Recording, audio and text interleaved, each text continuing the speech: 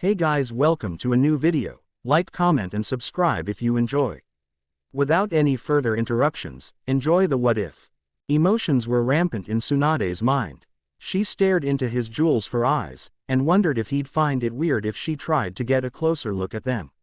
She reached for him as her bottom lip started quivering, but the child just kept staring with those innocent, beautiful eyes. She had decided then and there that tears were unbecoming of Naruto. She mumbled, a pathetic start to a first impression. An explosion in the distance warned her Jiraiya wouldn't be able to hold the hundreds of Anbu agents by himself. She shook her worries away and decided to be frank. Look, there's no time to explain, but I have to get you out of here. When the child did no more than stare further, Tsunade was tempted to tug on his cheeks and hug him until his little blonde head popped like a cherry. Considering her strength, that was probably not so far-fetched. Get up, Tsunade ordered. Yes. Naruto didn't know why, but he did as he was told and instantly stood erect. His small body trembled as he wiped away the tears over his eyes. What's going on? Who are you, lady? That's not important. Tsunade picked the boy up and carried him like a sack of rice, her mind arguing that his question wasn't just important, it was critical. Still, she did her best to ignore that side as she scurried through the corridors and directly to where she could hear Jiraiya blasting walls and chanting jutsus. And he's the one who said we should be gentle. Ow. Naruto whimpered and ruffled one lip over the other. Don't run so fast. What? Tsunade stopped and sat him down. She instantly brought her hands forward and started hunting for injuries. Are you hurt? Did those bastards do something to you? I swear if they did anything. No, He blushed, his legs curling and his hands rummaging right above his crotch. I need to use the... Naruto's words stooped too low for Tsunade to make sense of them. What? I can't hear you. I need to go. Tsunade frowned. Go where? Naruto blushed. To go. Go where? The bathroom. Geez. Oh, she probably looked very foolish right about now. After locating a bathroom where Naruto could do his business, Tsunade waited outside the door whilst tapping her fingers on her crossed arms. This is ridiculous. A bathroom break during a battle against one of the most powerful organizations in the world. You really are your mother's kid. Tsunade-sama. No shinobi was skilled enough to get within 100 feet of her without her knowledge, so Tsunade believed. But apparently, as she dropped into her stance and saw who had called her, such honed skills seemed to be easy prey for this man's ability. 50 feet down the hallway stood Kakashi of the Sharingan. You've made a really scary name for yourself, Kakashi. Your technique has improved a lot, too. Tsunade didn't need him to take that creepy mask off his face to know it was him. She smirked, the bones in her hands adjusting as she clutched them fiercely. But you're still no more than a toddler. You know you can't win against me. I've yet to meet a man that can. Ma'am. Kakashi removed his animal mask and held it next to him. Are you sure this is the best for Naruto, Tsunade-sama? Even if you do somehow make it out of here, you know well the consequences you will face with Konoha against you. Are you willing to lose it all just for him? Tsunade dropped her stance, realizing the young man had no intention of fighting. Unlike everyone in this village, I don't see Naruto as a tree that will sprout senjus like apples. You're one of the rare few who know of my relation to him, Kakashi. So either get out of our way or get ready to have most of your bones turned to dust. I'm game for either or. Kakashi's bangs of silver hair hid his distinctive eyes. Nevertheless, the wrinkles forming where his mouth should lay, said the young Anbu captain was smiling. I loved Minato-sensei like a father. He was all I ever looked up to, he was my goal and my friend. The day I lost him and Kushina-san is the day part of me died. I looked to Naruto as the last remaining star in my sky, one I could never reach and protect because of my own cowardice. Kakashi placed the animal mask over his face, the one that had saved and damned him, all to hide what welled in his eyes. He started walking towards Tsunade, but his shoulders held no intention of combat. I asked for your forgiveness, Tsunade-sama. I've used you to do something I was not strong enough to accomplish. Save Naruto from his loneliness and give him the life he deserves. Tsunade felt for the boy. Not just because she sympathized for his lack of strength, but because he too lost everything to this lifestyle. As Kakashi strolled by her with his hands shoved away, Tsunade remembered that Jiraiya had never mentioned just who was the one sending her the pictures of Naruto. Her eyes widening, she turned around. Kakashi, it was you that. The solemn copy ninja was gone, only a couple of dangling leaves from a body flicker remained. Minato had once told her just how grand of a genius one of his students had been. But as she watched the assortment of leaves twinkling and seething their struggle against gravity, she realized that this brat didn't just have genius in him, he also had the manipulative abilities of a born cage. Ah, Naruto stumbled his way out the bathroom door trying to button up his little shorts. Come on, I hate these things. They never do what I tell them to do. Oh, for the love of. She kneeled before the child and pulled on his shorts. You have to pull them up a little for Oi, these are way too small. Who bought them for you? Naruto stared at her strangely and said, bought 'em. I stole 'em. Did you now? Tsunade sneered. Oh, me and you are gonna get along real well. And it's not 'em, it's them. I won't have you abbreviating in front of me, ya hear? Naruto swallowed. Why yes, ma'am. There, she retook Naruto under her arm and started running at full speed. They had wasted way too much time on shenanigans. As they got closer and closer to the sounds of battle, Tsunade could clearly feel how Naruto's body started trembling like he was suffering from hypothermia. Hey, she called for him, and his eyes met hers. She grinned. Don't worry. I won't let anything happen to you. I promise. Seeing her eyes sparkle so strongly with confidence, Naruto had never felt safer and so protected. Nodding his head, he accommodated himself into her embrace. He dug his face into her neck and twirled his arms around it, her own arms encircling him so he remained steady. Naruto sighed in relief. She smells so nice. Tsunade could remember clearly the times she had held Minato just like this. His slim, petite body, his curls of blonde hair tickling her neck, and the strength in which his small arms wrapped around to show affection. A tear made its way into her eyes, wondering how she could be foolish enough to wait so long to claim this feeling. It scares me just how much I love you already, Naruto. Turning yet another corner, Tsunade finally saw Jiraiya behind a mud wall a few feet away from the holes she had made on the various roofs. Dodging a few kunais in her way to him, she slid and took shelter behind the defense jutsu. Jiraiya, we're here. How are you faring? You kidding? Jiraiya grinned as his eyes sparkled like newborn stars. There isn't an army on earth that can stand against the gallant Jiraiya, conqueror of lands and lover of female underwear. When Tsunade giggled, Jiraiya gawked. She had never laughed at one of his perverted jokes before. You found that funny? Tsunade rolled her eyes. Of course not. I just heard Naruto grumble something about smelling a pervert nearby. Seeing the smile and glow about Tsunade, Jiraiya found himself smiling too. I see he's got a good nose. Falling to a serious demeanor, he turned to the matter at hand. They have us surrounded from nearly all sides, and you can bet there's a team heading around to try and flank us. They've long started using explosive tags and jutsu, so you should let me head out first to serve as a distraction. Maybe we should use the other XC. An Anbu came from the right side of the wall, another from the left.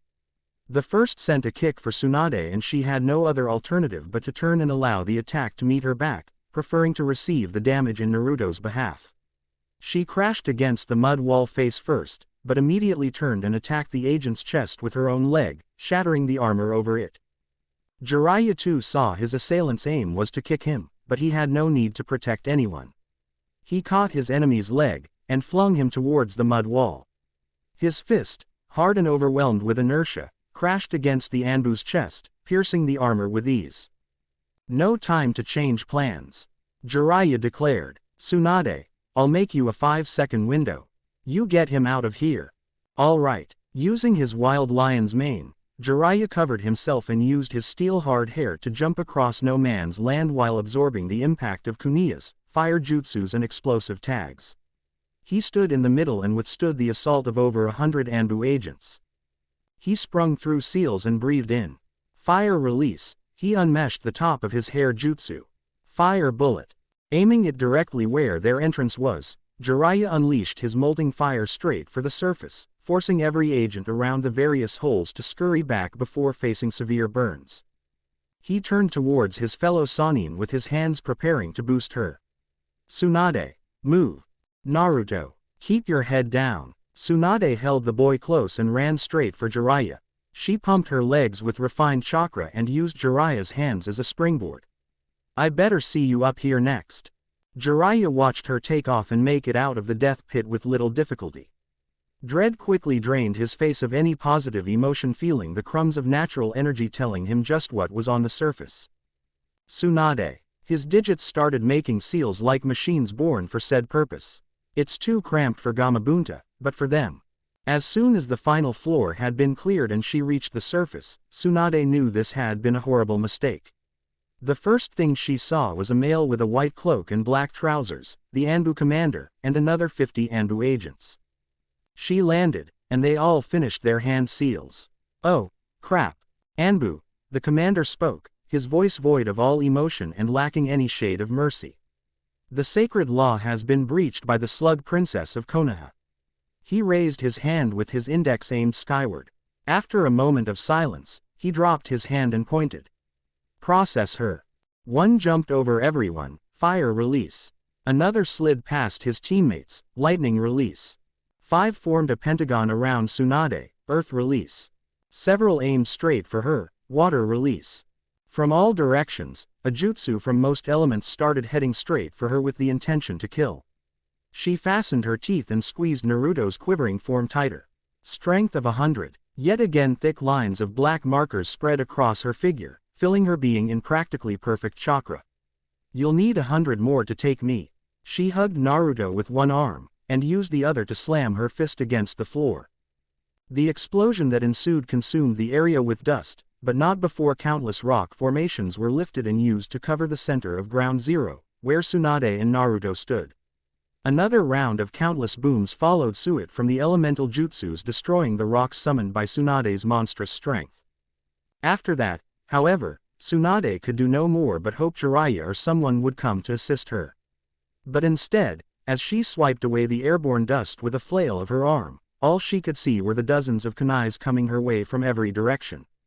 Tsunade didn't even realize she had decided to use her body to cover Naruto until after she had done it. A sharp pain penetrated every nerve in her body. Hold your fire, fools. Naruto had rarely seen blood before. At best, he had seen his own blood from scrapes on his knees, or from the result of sloppy fiddling with shuriken. But nothing on the level of what he was about to see. He tipped his head up to see the scene playing out before him. The sight of the lady who had rescued him, Tsunade was her name, shielding him from dozens of knives.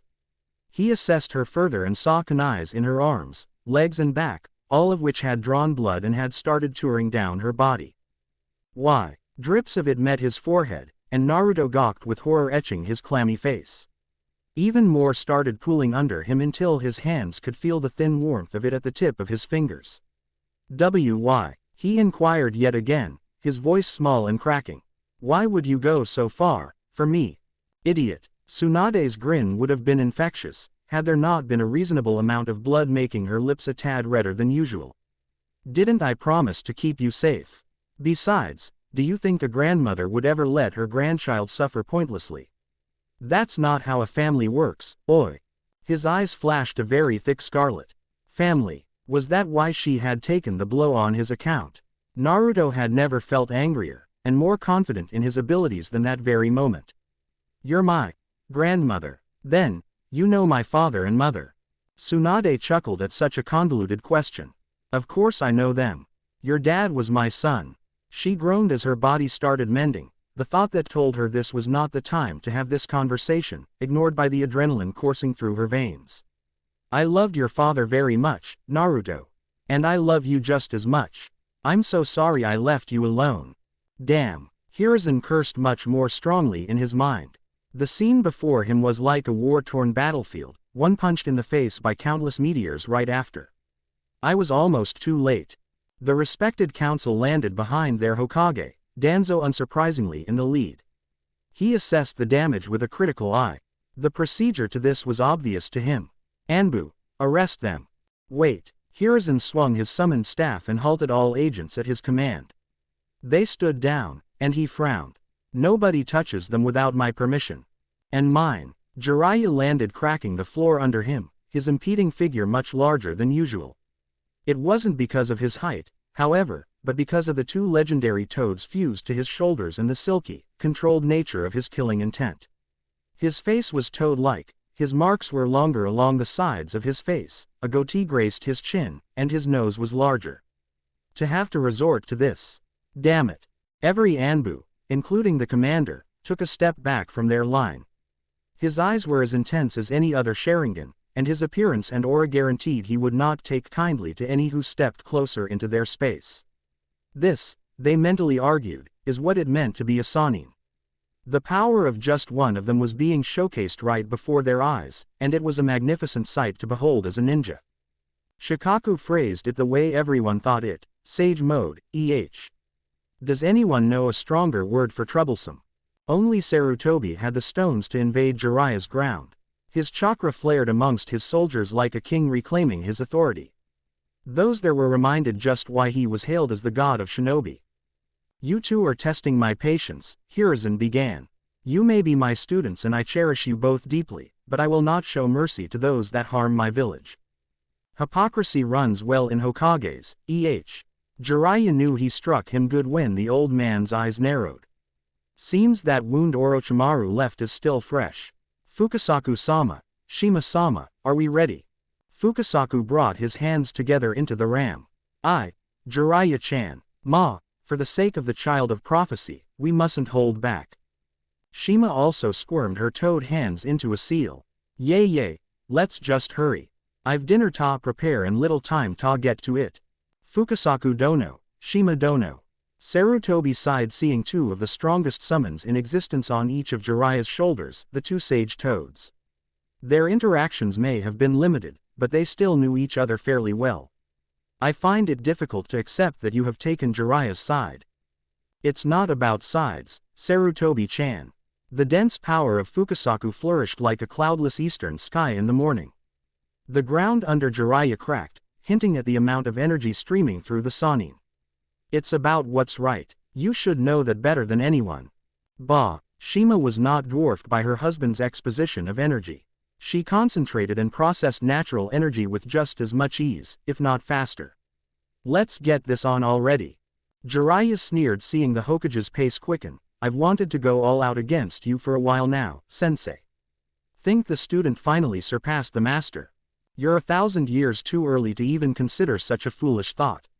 Sarutobi dashed forth, his mineral-hardened staff reeled. Oh, I don't know about that. Jiraiya fused his right fist with great amounts of natural energy. You've long been out of your prime, old man. A steel-hard fist met a diamond-hard staff with immense force. The shockwave that resulted lifted dust again, but this time those standing around were pushed back by the sheer inertia of it. As the view cleared, cracks spread from the center where Jiraiya and Sarutobi had clashed, like spiderwebs woven by the very laws of physics. I believe this has gone too far. The fire daimyo appeared with his two guardian ninja at his sides. Yet again the man was presenting himself in a precarious situation, one where royalty had no place, but no Konoha ninja had the courage to point out. I admire your courage and loyalty, Hokage-sama. But isn't there some other way we can solve this? The eyes of Jiraiya and Sarutobi flashed for a moment. They've cost this village on all fronts, Daimyo-sama, Danzo growled. There is no excuse for their actions. The least they deserve is a death sentence for their betrayal. No, all eyes went for the child in the middle. Naruto stood defiantly before the hundreds of shinobi, all with the ability to kill him with as little as a swing of an arm. He knew, yet his eyes, they were fearless. He stood guard with his arms outstretched in front of Tsunade. They were no longer trembling. Nobody will take her away from me. A child this young shouldn't possess such unwavering courage, everybody present knew this. Then they recalled just where his roots were, and the reason he was being kept in the Anbu's pits in the first place. This boy was undoubtedly a Senju. What magnificent, staggering bravery. The daimyo stood in awe and inspired on his own 2 feet. One so young and already demonstrating the virtues of a born protector.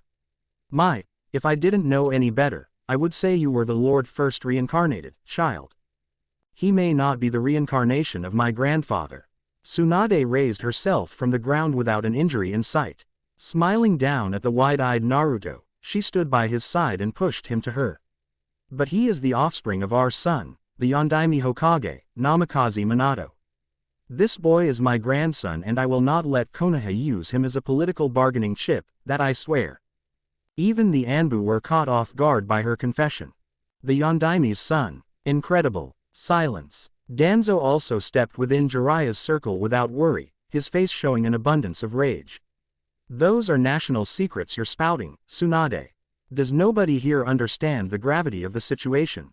Are we all here to spit out secrets like a bunch of ingrates? Control yourself, Lord Danzo. Shikaku Nara strolled his way past the enraged elder, and stood next to his Hokage. We are before Anbu here. Do not mock their loyalty by saying they will gossip about such sensitive information. Besides, the knowledge that Naruto has Mokuden is essentially public by now. Assumptions will begin to surface in no time. A wise statement. Hiashi Ga also stood at the Hokage's side, declaring his support of the wise leader's reign and decisions.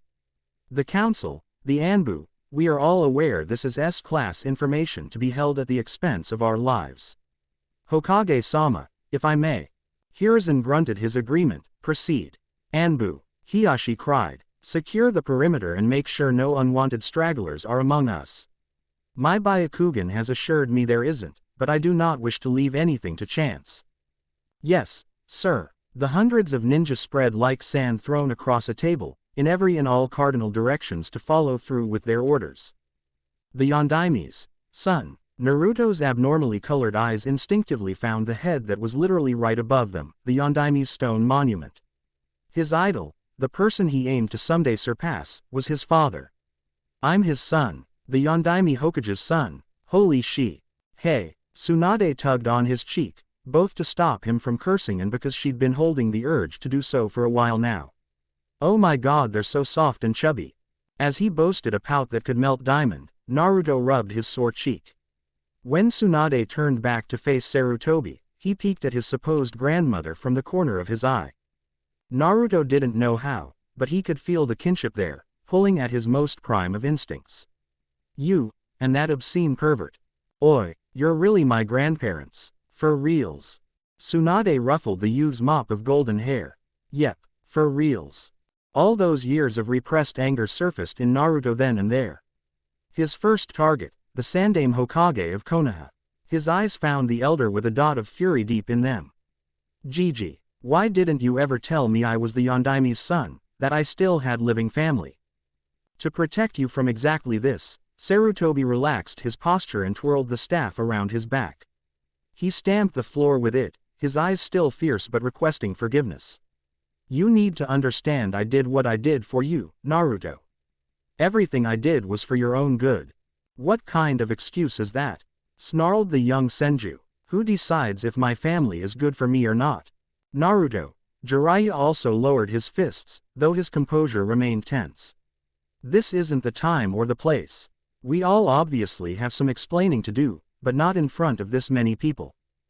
Fukasaku nodded. Jiraiya boy speaks wisely. I concur. The daimyo stepped within Jiraiya's circle with his two shinobi, Asuma and Shiraku, in tow.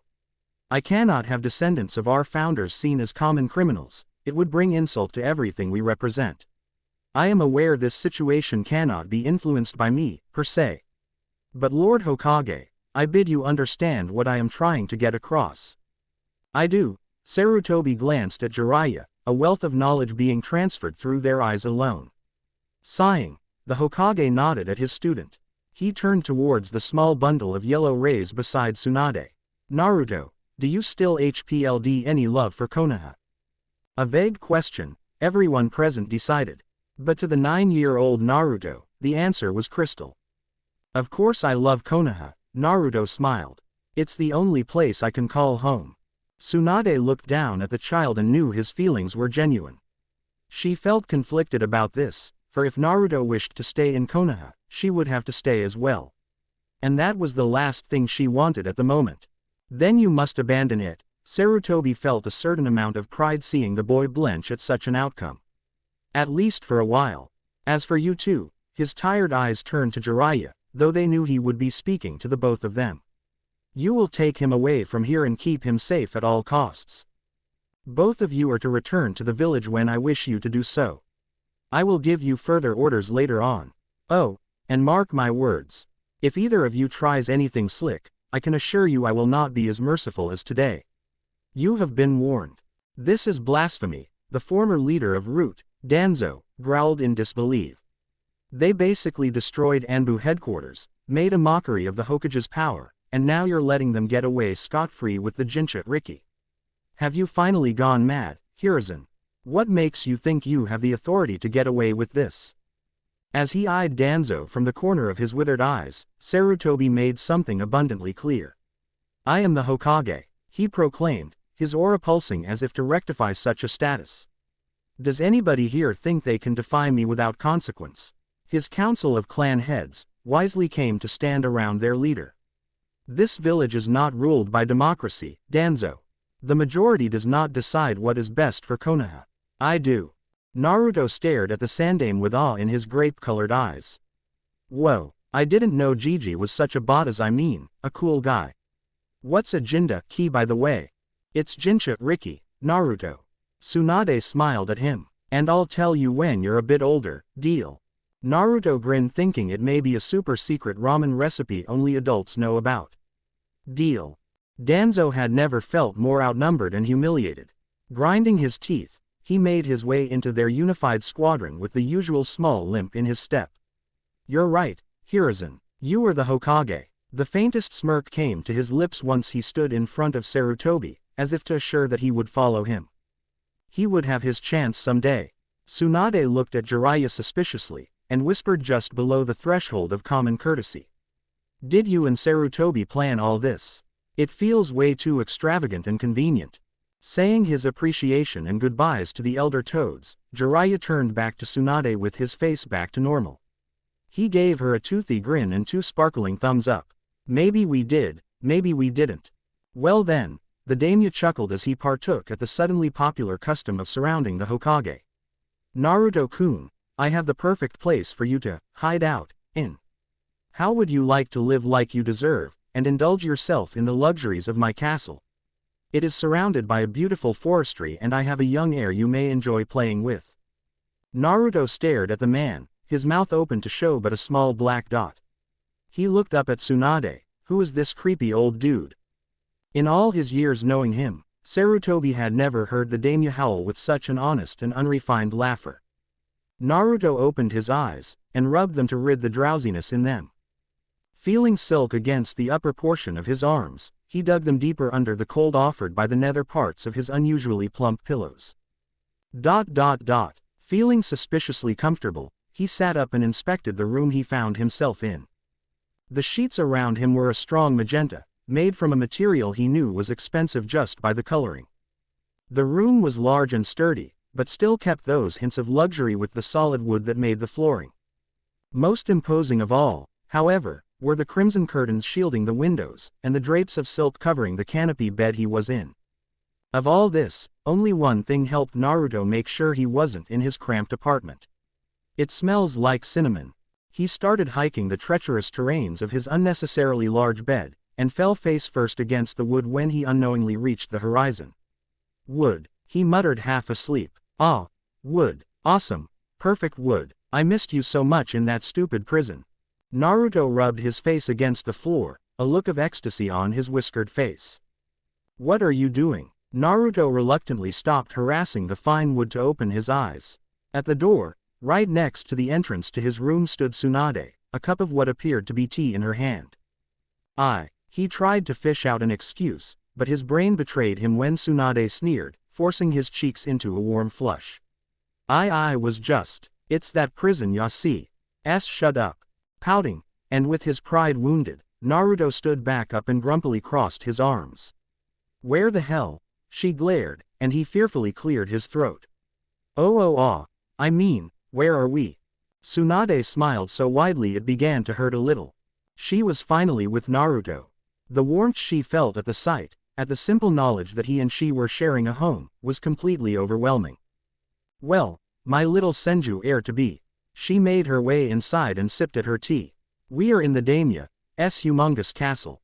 You fell asleep in Sarutobi's couch back in Konoha, and the Lord, I have no idea why, insisted we return to his home that very night. We got here just a few minutes ago and you slept through the entire trip, so it's around noon. Apparently, all he went to Konoha was to get you to begin with. I don't know what his deal is, but he seems to have taken a liking to you. She smiled slyly. Not too shabby, Naruto. You're only 9 and you already have 2 of the most powerful men on the planet tied around your little finger. Naruto rummaged through his left ear, apparently not caring about that. Really, they're just a couple of old folk to me.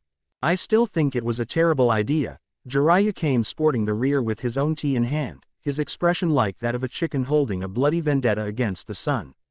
Who the hell moves cross-country at 9 at night with only 2 guardian ninja? I mean, sure we were with him, too. But come on, I'm supposed to be on vacation. Whoa, Naruto's index pointed at Jiraiya, outrage enhancing the lines over his face. The god of hentai is also here. Show some respect, you little brat. Jiraiya exploded. I'm also your grandparent. Naruto stuck his tongue out. Doesn't excuse you of your crimes, god of hentai. I haven't even done anything. And stop calling me that. It is so uncreative. When Tsunade blurted out laughing, their little childish squabble came to a halt.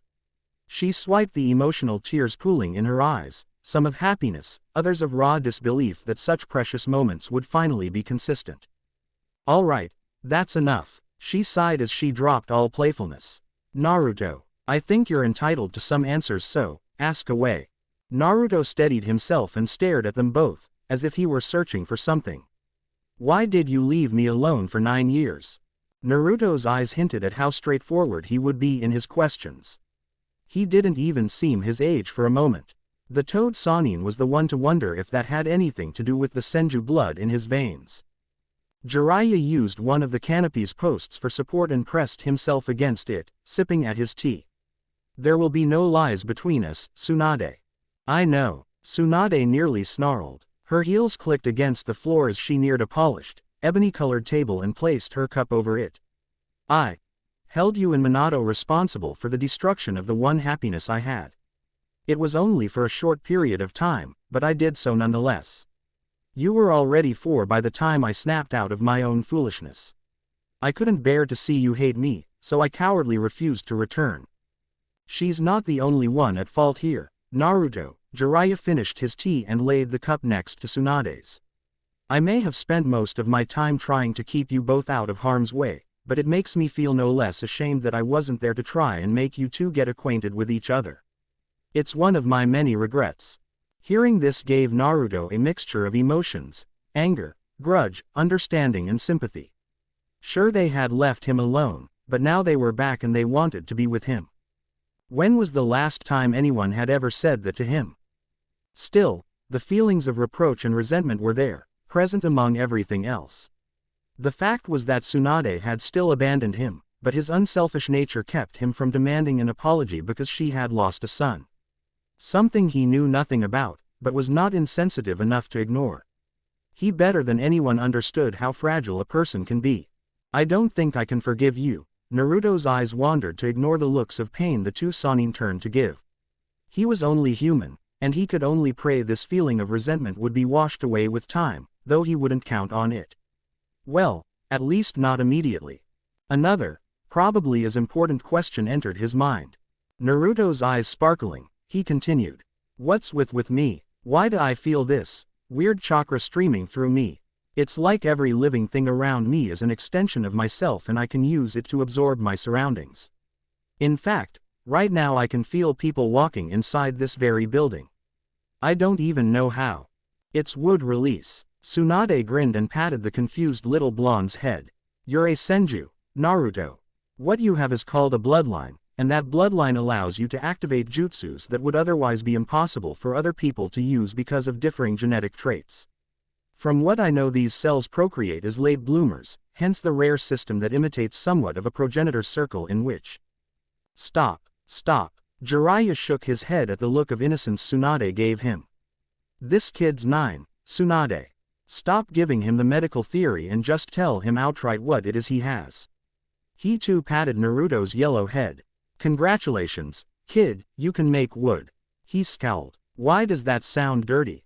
Oh, ooh, I can use that, oi. Jiraiya started scribbling like mad as Tsunade flicked his forehead. The perverted Sannin was sent crashing out the opposing window. And that's as simplistic as it is perverted, god of hentai. She turned to Naruto shaking her head in distaste. She walked her way to the bed and patted the spot next to her, Naruto quickly sitting. She couldn't resist ruffling his hair having him so close. Basically, Naruto, you have my grandfather's ability to summon and use wood at your will. It's a really powerful technique. It may become your greatest weapon someday. You have heard of the Shodime Hokage, haven't you? Naruto noticed how hopeful she sounded, so he feigned a chuckle and scratched the back of his head. Oh, of course. He was well versed for his policies involving clans and whatnot. In fact, I remember. You've never heard of him, have you? I have not. Naruto laughed nervously as Tsunade's eyes narrowed. See, come on. Iruka-sensei's lectures are so boring. That stuff never sticks. He made a face seeing his grandmother a bit saddened.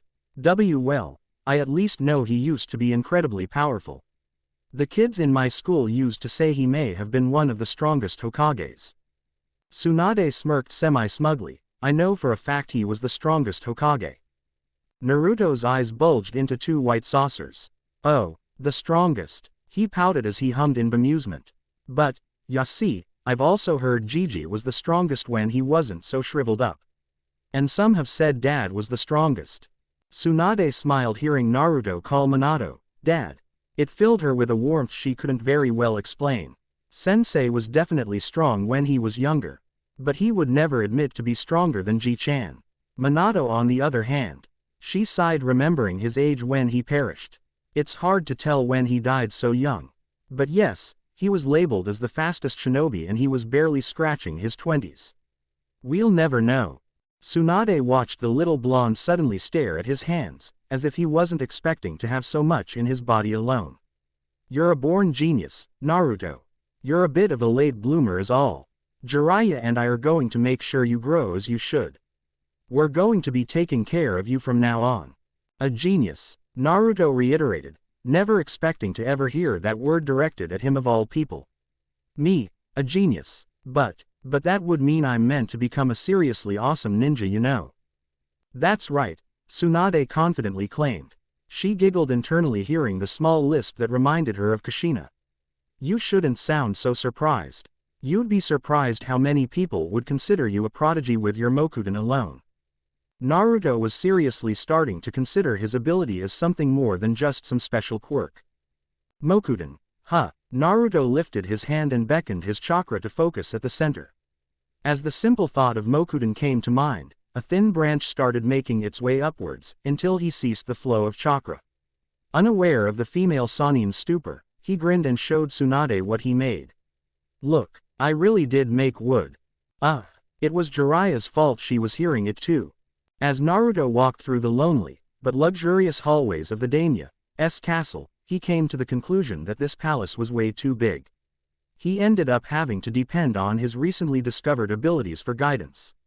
Thankfully, he could do so in a relatively easy way, just by concentrating and clearing his mind. He still felt annoyed at the sheer size of it, though. Another thing he couldn't get used to was the way the workers of the palace seemed to enjoy calling him by Naruto-sama. This, Master Naruto, that, he had never been titled with so much respect before, and to be honest, it felt weird. Maybe it had to do with the fact that he was more often than not addressed as an object by the majority of Konoha's populace, not a person. After pointless droning, Naruto found himself doing things a kid would do. Finally growing bored of running away from the castle's servants, who had been trying to make him eat with everybody else, he found the outside, where a plethora of trees awaited his antsy hands. He wouldn't be the only child missing, though. If the hysteric cries he heard from the maids were true, the daimyo's young heir had also been missing for an hour or so. Unsurprising, considering the area in which they lived was like a small village for powerful people from around the nation. This is so cool. He swung from one branch, and then to the other, using the flexibility gained from his early years in the academy back in Konoha. Another great privilege the wild offered was no Tsunade to scold him. Shit, shit, shit. Though that did little when it came to noticing horribly misplaced trees. Naruto crashed face first against a massive, seriously sturdy tree. Slowly, he began to slide down, slow due to its curvature. It was then when he wondered how someone so connected with nature could not see a freaking tree the size of a small corn silo. Ow, ow, damn, that thing came out of nowhere. He started with a quick pounce and dusted himself clean of filth. Feeling his surroundings, Naruto realized the treehouse, what he had dubbed the daimyo's palace, was starting to scrape the borders of his senses. Yikes, guess I should head back before I go too far. His head jerked to the side. A spark flicker in his personal radar told him there was another complex, living organism around the vicinity. He sprinted through the green forest, an invisible aura blooming around him. As this aura came in contact with nearby leaves, its raw existence attracting them, the leaves scurried after him like his little followers. Finally locating the presence in his sense of nature, Naruto saw what seemed to be a boy wearing a similar version of the creepy old man's daimyo as Tsunade had cheekily informed clothes. He was under the comfy shade of a tree, crying into his knees. He started nearing him and wondered why his ability to find crying children was so legendary. Hey, he called, his eyes blinking out of sheer childish innocence. After a few instances, the boy raised his head and revealed his face, though that's when Naruto found himself questioning whether this kid was really a fellow member of his gender or not. He was far too pretty. Why are you crying? He couldn't avoid feeling a sense of copyright yavu. Naruto fleetingly wondered about that girl in Konoha. Hopefully her show and tell presentation went well. The boy's eyes were a rare shade of ruby, and his hair was long and very dark, which only helped enhance the color of the former. His skin was fair, nearly as fair as milk, if not a few shades lower. What stood out above all, however, were the refined lines that hinted at a royal lineage. Who are you? He asked. If Naruto wasn't confused about this person's gender before, he totally was now. While his voice wasn't exactly feminine, it was soft and regulated. I'm Uzumaki Naruto. What's your name? He wondered if he should still be going by Uzumaki. The boy frowned and seemed fierce, nearly stuck up. He huffed to the side, his lips pulling into a dignified pout. I don't talk to strangers. Shoo, shoo. Naruto deadpanned at the tone, his left eyebrow twitching in annoyance. Sasuke 2.0, ladies and gentlemen. Hey, it's rude to have someone tell you his name then shoo him away like that. Even I know that. The boy shrieked at his sudden outburst, but only because he had never heard anyone talk to him like that before. He hugged his knees closer and held the need to let out more tears with sheer willpower. I'm sorry. My name is Hazuki. Hazuki, huh? Girly name. Naruto dropped on his crossed legs, and only just noticed the leaves hovering an inch from the floor. His eyes brimming in amazement, he observed how they orbited him, like debris kept within a stellar object's gravitational power. Holy peanuts, I hadn't even noticed them. The raven-haired child observed this intriguing but mostly odd creature as his fingers played with the leaves orbiting him like the rings of a planet. As this Naruto grinned and chuckled, picking at the leaves orbiting him, he asked the first question that came to mind. Are you real? He swallowed. Or have I finally gone mad with sadness? What a strange question, Naruto thought. Of course I'm real, he snickered hearing him ask that. His eyes flickering back and forth, he stabbed his finger into the river of floating leaves, and watched at how easily they diverted from their path to go around it. This is so cool, they even avoid touching me. Wanna try? I don't know if I should. He forwarded his hand, only to retract it when his fingers came too close to the phenomenon around the blonde. How is this even possible? Beats me. He laughed at his own deduction, and the boy shared in his joy by forming a sheepish smile. Ah, you smiled. See, it's better to smile than to cry about things. His expression faltered a little, remembering his past, and his family. I know that best. He returned to his cheerful persona, seeing the smile drop from the boy's face. So what were you crying about, Hazuki? Hazuki's shoulders drooped and his overall aura seemed bleak. He peeked at Naruto, and felt something warm bloom deep within him. He couldn't very well pinpoint what it was, but perhaps it was a small amount of trust. My father forgot that today is my birthday. Oh, something he knows absolutely nothing about. Perfect. What makes you think he forgot? Maybe he was busy or something, you know how busy dads are. He tried a snicker, but came out sounding more like a sniff. Hazuki's eyes glared like the sun in midday, though the drops of sadness were still there nonetheless. I've told him my birthday was today every day for the past 3 months. Instead, he goes off to retrieve some very important package that he can't ignore. Startled, Naruto's perfect disc of leaves quivered and dropped a few of the tree critters from its influence. His eyes became thin lines as he crossed his arms, a pout of confusion holding the front. Well, I dunno what to tell ya. But can I be honest with you? At his nod, Naruto smiled and seemed to drop all playfulness. At least you have a dad. Saying he was only shaken was an insult to the reaction he received from Hazuki. I mean, I never met my dad, and even if he were too busy to ever play with me or at the very least talk to me, I would still be thankful that I have one at all. He grinned, his eyes moist, and the rate at which the leaves under him orbited decreasing. Though to be honest, I would still get some revenge by painting his face or something. Hazuki sat thinking for a while, his hands finally getting the courage to play with the leaves floating around Naruto. I lost my mother a few years ago, too. There isn't a day I don't think about her, and every day I pray hoping she can hear me. That caught Naruto's undivided attention. He stared at her, his eyes returning to their usual shine and the speed at which his leaves looped doubling. Your mom, huh? What's it like to have a mom? Did she pick you up from school? Did she make you meals? Hazuki sat there smiling at his sudden enthusiasm. Yes, I felt I was her sole focus every day, like she existed for the only purpose of loving and caring for me. She hugged me a lot and fed me instead of the servants when she had time. We were a happy family of 3. I couldn't ask for more. But when she died, my father became more involved in his work and I could do nothing but cry. For the 1000th time in his short years, Naruto wondered about his own mother. This time it was different, however, since he had a source that could tell him about her.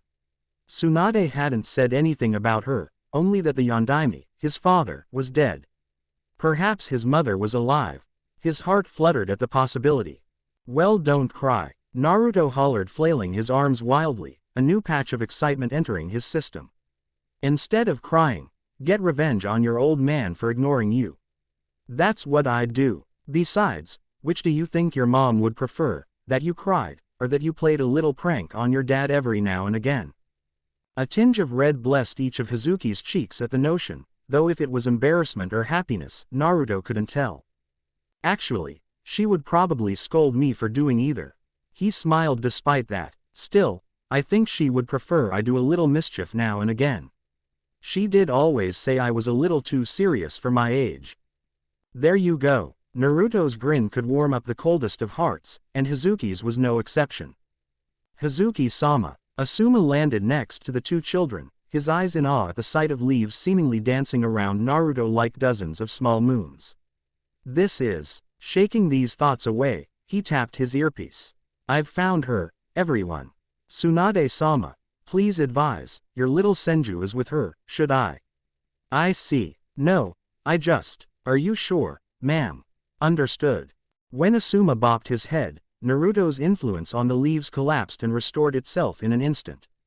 Ow, what was that oi? Asuma shrugged, Tsunade-sama's orders. Wait, as his hand rubbed the bump on his head, Naruto's pearls for eyes turned to Hazuki. Her. Hazuki was just as if not more boggled as he. You're a Senju. Then, you're the special package father went to retrieve. And what a package he was. Before her sat probably the most valuable living mineral. She hated classifying him that, but it was the simplest way in the land of fire. She gasped, oh my god, I just shooed away one of the last living Senjus on the planet. She nestled her face into her knees and squealed, literally squealed. I'm so sorry, I didn't know you were a Senju. By the tone of her muffled voice, Naruto could tell she was both embarrassed and flustered. He chortled, lowly and with a bit of embarrassment of his own. And I didn't know you were a girl, so I guess we're even. Completely oblivious to the workings of a woman's heart, Tsunade also landed next to Asuma, the latter shinobi stepping aside. You're just like your father. Hazuki gasped as her mind processed who this female was. Senju Tsunade-sama, you too. What is going on? Tsunade's eyes followed Asuma's line of sight, and her cocoa-colored eyes dilated to demonstrate surprise. What is this? Naruto, why are those leaves acting like that around you? The grin over Naruto's lips was jovial and full of life. Dunno. This is the first time I've ever seen it since I gained my Mokuden. I guess they're starting to like me. Such a simple explanation was completely ludicrous, so were the thoughts of the only two adults present. Asuma interrupted again by addressing Hazuki. Princess, you mustn't wander alone like this. The heir to the land of fire must always be under constant supervision and within the castle walls. How did you even lose your guards? He sighed and shook his head. The young girl did always have a knack for that. Anyway, your father requests your presence. He returned from Konoha last night because he wished to spend your birthday with you, but instead he finds you missing. Whatever sadness everybody present could see Hazuki had, melted away the moment she heard this. Asuma-sama, you're saying the truth, right? Asuma reassured her with a nod of his head, his eyes kind and welcoming. He had known Hazuki since she was born, and her happiness was like a treat to his own. Yeah, it's true. Naruto's smile was grand as he stared at Hazuki. He stood back up and offered her his hand. Aren't you glad, Hazuki? Yeah, she took his hand to stand back up and dusted her robes clean. This time, her smile could match Naruto in terms of happiness. You were right, Naruto-sama. Thank you so much. After much walking and much scolding, they made their way back to the palace with the children smiling, and the leaf anomaly around Naruto still following him. The latter concluded that this peculiar response of nature made him feel safe, and in no way did it compromise his mobility. He was more than happy to have them tag along, though he had no idea how it is that they were doing it. A massive golden gate, bearing the symbol of the Land of Fire, opened to grant the small group access to the Crimson Palace. Around the exterior, several gardens filled with flowers and green pasture surrounded it. Even a small lake took a good chunk of the area behind the palace, a home to several species of rare koi, with a beautiful canopy sitting in the middle of it. In their route to the palace, dozens of servants and maids left and right, all dressed in fancy black suits and maid outfits, bowed as they caught sight of them. Over each of their heads was the same insignia that was on the front gate, embroidered in golden letters to stand out as much as possible. Welcome back, Naruto, called Tsunade as they made their way through the rows of servants showing up to greet them. Do you think you could make them stop following you? I don't think you should take leaves into the palace. Ah, a pout appeared, along with a look of absolute sadness. It was then that Tsunade considered letting him take a whole damn tree if he wanted. It seemed Naruto was starting to realize he had her wrapped around his little pinky as well. I can try, but do I really have to? Oh, this brat was good. Her eyes rolling to the side, Tsunade sighed. Fine, I'll talk with the daimyo. Just make sure you don't leave leaves everywhere you go, okay? Naruto grinned. Yes ma'am. Hazuki. The cry of the daimyo drew the eyes of the group walking their way through the masses. The man's eyes were practically drooling worry for his only daughter, and he instantly came to intercept them just to envelop her in his arms. Just where have you been, child? Forgive me, father. Hazuki wiggled herself deeper into her father's embrace. I was mad at you for working on my birthday. But I heard you came back from Konoha very late at night even though you were exhausted from going there to begin with, just so you could spend the day with me. I'm sorry for acting so selfish but, you promised you'd spend the whole day with me instead of a big party. I know. With one hand he caressed his daughter's back, and with the other he patted her small noggin. Forgive me, Hazuki, but know that I did it only because it was a very special case. I will spend this day with you just like you asked. The man's eyes discreetly went for Naruto's glowing figure, a smile replacing the frown he once possessed. Because of her insecurity, Hazuki is a complete outcast and has no one to truly call a friend. Yet, you managed to smooth out her imperfections and in the process became her friend. You truly are that man's descendant. You have the same heart of gold Hashirama-sama was known for, Naruto-kun. And from what can I see? He glanced at the leaves, dancing, around him. That's not the only thing. Naruto's room. For Naruto, the day had involved Hazuki and her time with the daimyo, though only in the late night. After enjoying a dinner crammed with happiness and joy, Naruto was scurried away to bed by Tsunade. He had no problems with this, since he had the intention of asking her some more questions. "Where's the god of hentai?" he asked. Once he saw his massive canopy bed, he ran his way to it and jumped on its surface with his little accomplices following suit. From there, he proceeded to roll around accumulating pillows and leaves like a snowball rolling downhill. "I haven't seen him all day." Naruto's childish reaction to the large bed warmed Tsunade's heart. He had seen so much, but that innocence had thankfully yet to be lost. "He's on an assignment given to him by Sarutobi. Apparently, a ninja arrived a few hours ago with a message from the old man. A ninja who is also here to teach you a few things. At your pace, of course." Tsunade smiled seeing Naruto stick his head out of the covers, resembling a tuna roll made of blankets, pillows and leaves. "Do you want to enjoy yourself a little more, or do you want to train?" "Train." Naruto didn't even need to think about the offer, the answer came to him naturally. "I want to get stronger and take Gigi's hat. He is too old for that job. I noticed when I saw Oji match Gigi's blow last night. The Hokage is supposed to be the strongest in the world, not have equals." Oji. She knew Naruto addressed Sarutobi by calling him Gigi, but the other. "Oji, are you talking about Jiraiya, Naruto?" At his nod, she felt foolish for feeling a little jealous that he was already calling Jiraiya so familiarly. So, she leaned against one of the bed's posts. "What are you gonna call me?" "Oba," he announced, pillows flying everywhere when his tuna roll suddenly exploded.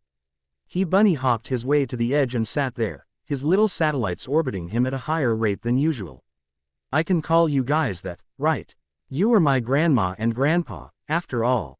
Seeing him look so hesitant, Tsunade couldn't stop herself from wrapping her arms around him. She felt him tense for a moment, only to feel him relaxing a moment later. She smiled seeing his face so red and full of happiness. "Of course you can, though I'd prefer you didn't." Naruto tilted his head in her embrace at her muttering. "Did you say something?" "Nothing. Nothing." She felt old for the strangest reason, though that reaction was dwarfed by the happiness she felt. "Are you glad to be with me, Naruto?" She released him as she asked something that had been worrying her since they left Konoha. "Won't you miss Konoha, your friends?" "I didn't really have any kid friends," he grumbled dejectedly. He hiccuped almost like a bulb had turned on in his head. "Oh wait, I think I do have one, but I'm not sure if she thinks the same." He shrugged. "Meh, I have you here so I won't feel alone again. Besides, I'm really happy that you took me out of that prison I was in. Being inside something so dead was starting to make me feel sick, almost like the energy was being sucked out of me." He shivered recalling that unpleasant feeling, the one that nearly broke him. "Oh," he muddled, "I know it's sudden, but I forgot to ask. Is my mom still alive? You said the Yondaime was my dad, and I already know he's dead, but what about my mom?" Then was when a chill replaced joy with dread in Tsunade's heart. She tried to keep her smile, she really did, but in the end, the thought of Kushina was too much for her to bear. She diverted her gaze and wandered it around the wooden flooring, a tear threatening to escape from the restraints she had placed upon them. She was a pitiful sight for a kunoichi. "Naruto, your mother, Kushina." She visibly grit her teeth. "She's..." Naruto had been foolish and naive to have hoped. He had lived 9 years if you could even call it living, but even he could see what Tsunade was trying to say. Just like many times before, he plastered a grin on his face and chuckled. However, this time, unlike many times before, it was proving to be so very, very difficult. "Of course she isn't alive. She'd be here if she was, right?" He suddenly found his nails to be very interesting. That was dumb of me." He hopped from the bed and stood in the center of the room, his face staring at the fixed window Jiraiya had broken just a few hours ago.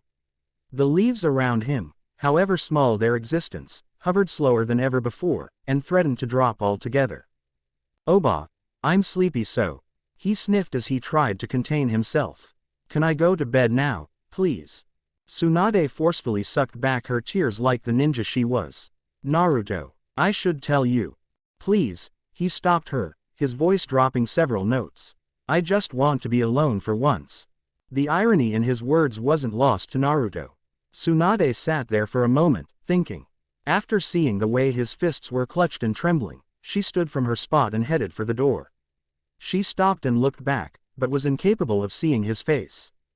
Berating herself for choking the moment he needed her the most, Tsunade closed the door behind her. Of course she's dead, dumbass. Naruto dropped to all fours, the influence his aura held around the leaves disappearing. Tears welled in his eyes, and he cried like many times before. Those tears felt hot down his moist skin, each burning more than the last. I'm such an idiot. I'm such an idiot.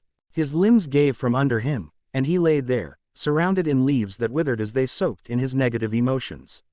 His nails scratched at the floor and did the same against his arms. His eyes glowed like crystals exposed to a blinding light, however this light was not of happiness but sheer sadness. Genius. Naruto mocked himself, unable to understand the concept. What kind of genius can't even? He slapped his hands on the floor, hard enough to turn them red. Damn it, why is it always me? If he was no longer alone, why did he feel more miserable now than he ever did back in Konoha? Tsunade knew she wasn't ready just yet. Hearing him drop to the floor, she covered her mouth to hold back a sob. Hearing his words, she fell to her knees and scraped her shoulder against the wooden door keeping them apart. Her logical mind argued he needed to let this out on his own, but her maternal instincts screamed she should hold him in her arms. Both lied there, a door apart for nearly 3 hours all throughout the night, crying and dealing with both known and unknown loss. It was not until Tsunade could hear the shallow breathing of a sleeping child that she re-entered the room. She felt exhausted and broken as she saw the scene before her. Naruto was sprawled on the floor with his little friends, withered and dead beyond recognition. The sides of his eyes were swollen, and crystal-clear drops still lingered at the corners. His arms had red markings on them, angry crimson scrapes that had already started healing, no doubt because of the Kyokbai, the creature responsible for their suffering. She moved in without making a syllable of sound, like every ninja knew how. She collected the boy's small body into her arms and nestled his head right below her left shoulder. It wasn't until they were both in bed that she had decided she would be sleeping next to her grandson tonight. Thank you for watching. If you enjoyed the video, be sure to like, comment and subscribe, as well as checking out the author on fanfiction.net.